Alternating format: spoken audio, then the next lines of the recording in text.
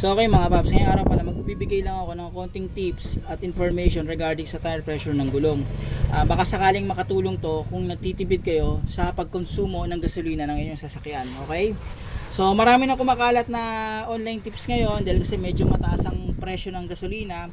So okay naman yun, pero dito lang ako mag-focus sa tire pressure kasi malaking epekto ito para makatipid tayo ng pagkonsumo ng gasolina.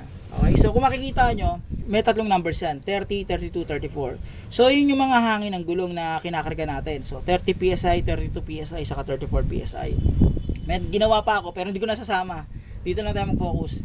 Kasi mga paps, sa sasakyan namin, meron ako na experience. So halimbawa, tumatakbo yung sasakyan namin ng 40 kph.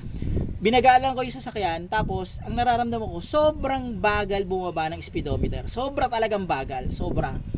Ang hangin ko nun mga paps, 34. So sa sobrang bagal bumaba ng speedometer, binitawan ko ng accelerator, tuloy-tuloy pa rin yung andar ng sasakyan. So akala ko may problema sa sasakyan, pero hindi. Ang nangyari kasi, yung hangin na kinarga ko ay 34. So ibig sabihin nun mga paps, dahil maraming hangin yung gulong ko, rolling lang siya, mas magaan lang yung ano niya, kapit niya sa may daan, hindi matindi yung grip niya. So nagro-roll lang siya.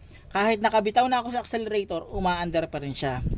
So yun yung nangyari, 34. So hindi na ako nakatapak sa gas niyan. Ibig sabihin nun mga paps, makakatipid ako kahit paano sa pagkonsumo ng gasolina kung gagamitin ko tong 34. Pero mga paps, yung method na to, 34, hindi to safe, may risk din to. Ano bang risk nito? Ang risk nito, pag nasa daan kasi tayo at nagda-drive tayo, pag kinarga nyo ay 34, pag umaandar na yung sasakyan, umaandar na yung gulong, umiikot na, hindi naman 34 yan mga paps eh. Habang umiikot yung gulong, may init yan sa loob mga paps.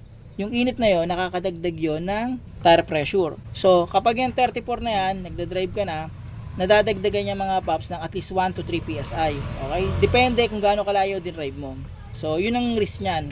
Halimbawa may konti kang rito, hairline crack yan, tapos nagganyan ka, nag-34 ka, tapos nagda-drive ka na, di ba?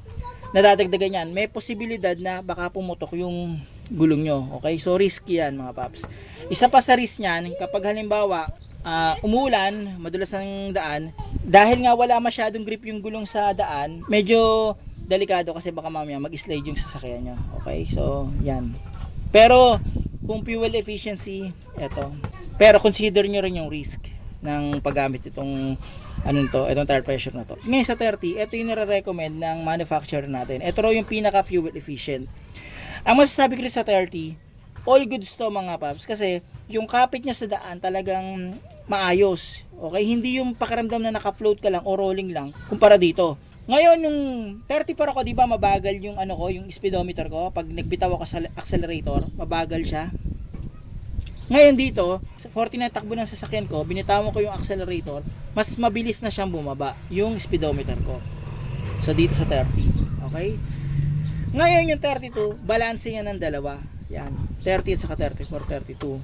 Pero ganito mga paps, kahit naka 30 ka, kapag nagda-drive ka pa rin, syempre may init pa rin yan, nadadagdagan pa rin yung tire pressure nito. Posibleng dumagdag ng 1 o kaya 2 PSI or 3 PSI, depende kung gaano katagal ka nagda-drive. So, kung madagdagan pa siya ng 2 PSI, papasok pa rin siya sa 32, goods pa rin siya. Okay? So, dito. So, ngayon, ang masasabi ko mga paps, kung gusto nyo magtipid, pero may konting risk, mag 34 kayo para maramdaman nyo yung floating na pakiramdam na wala masyadong grip yung gulong nyo sa daan, pero rolling pa rin yung gulong kahit nakabitaw kayo sa accelerator, dito kayo. Pero medyo risky yan, gaya ng sabi ko. Pero kung gusto nyo talaga ng maayos na grip ng gulong sa daan, eto, mag 30 kayo.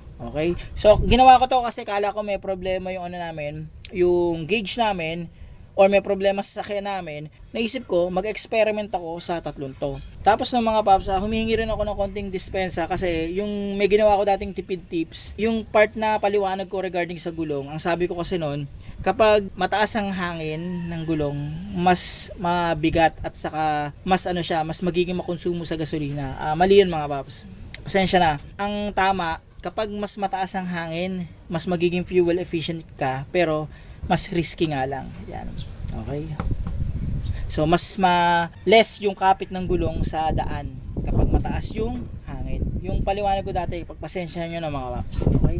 Pero kung gusto nyo ng safety, eto, pwede kayong gumamit ng 30. Pero fuel efficiency, eto, risky nga lang to. So paano mga paps, hanggang dito na lang yung video ko. Sana kahit paano may napulot kayo dito. Maraming salamat sa inyo.